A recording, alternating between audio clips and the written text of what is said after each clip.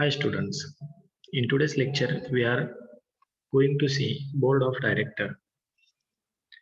Business organization like sole proprietorship and partnership firm are generally run by their owners.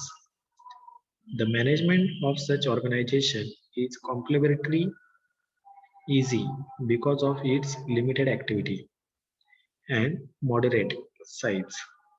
However, in case of the company form of organization, the size and scope of the business activity is large and many shareholders interested is involved in its functioning. These shareholders are the part of owners of the company.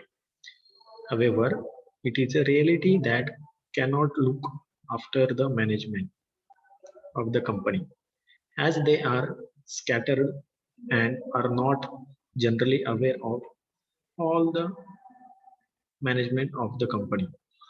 On the other hand, a company has no physical existence of its own, but being a artificial person, it cannot be act by themselves.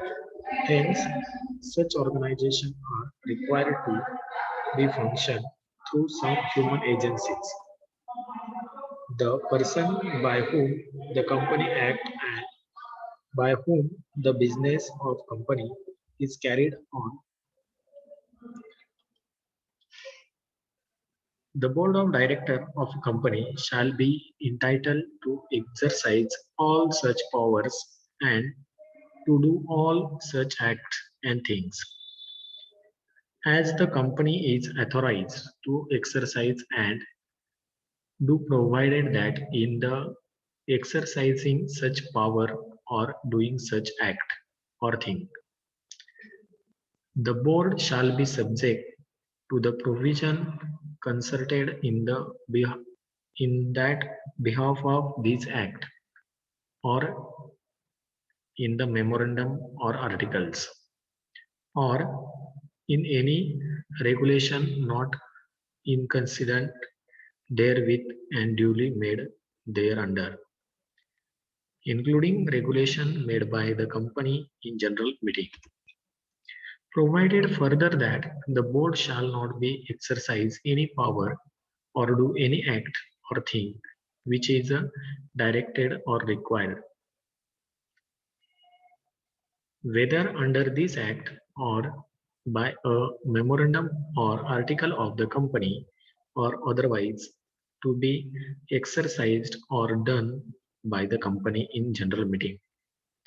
No regulation made by the company in general meeting shall invalidate any prior act of the board which would be have been valid if that regulation had not been made. The board of directors of the company shall exercise the following powers on behalf of the company by means of resolution passed at the meeting of the board.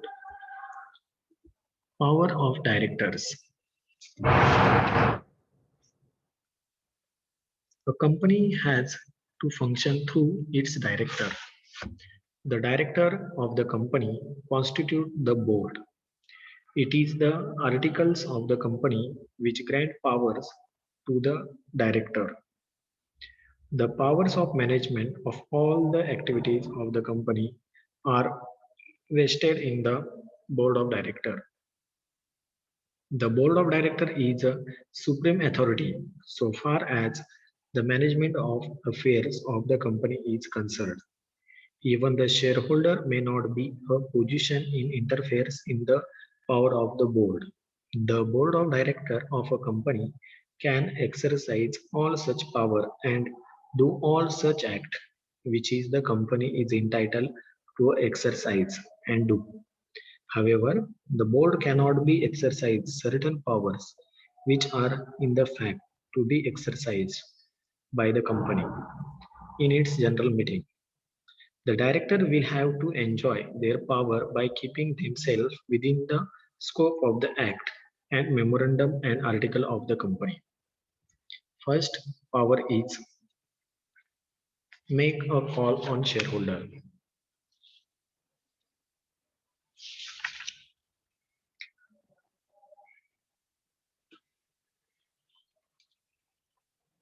To make a call on shareholder in respect of money unpaid on their shares. Second power is authorize the buyback of the securities and shares. To authorize the buyback of securities under the section 68. Third one, issue securities and shares. To issue securities including debentures, whether in or outside the India. Fourth one, borrow monies. To borrow monies. Fifth, investing the fund. To invest the fund of the company. Sixth one, grant loans. A grant loan or given guarantee loan or provide security in respect of loans. Approve the financial statement. To approve the financial statement and the board's report. 8.1. Approve amalgamation or merger. To approve the amalgamation, merger or reconstruction. 9th one, diversify of the business. To diversify the business of the company. And last one, take over a company. To take over the company or acquire a controlling or substantial stake in another company.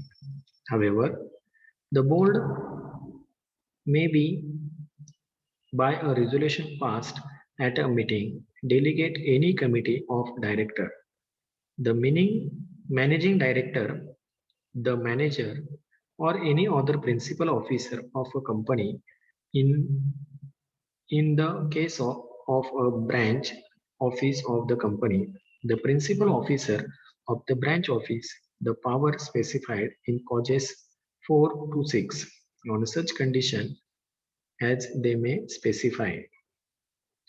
In respect of dealing between the company and the bankers, the exercise of the company of the power specified in clause 4 shall means the arrangement made by the company with its bankers or the borrowing of money by way of overdraft or cash credit or otherwise and not in an actual day-to-day operation on overdraft, cash credit or other account by means of which the arrangement so made is actually availed of.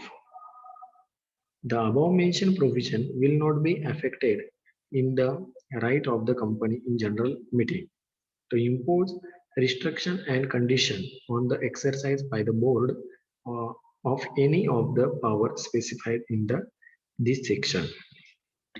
Another is power at the meeting of board. First power is appoint additional director. The power to appoint additional director, alternate directors, and nominee of director, section 161. Second one, to grant sanction to contract in which particular director are interested. The power to grant sanction to contract in which particular director are interested or related. Section 188. Third one, appoint a first direct auditor. Section 139. The power to appoint first director. Section 139.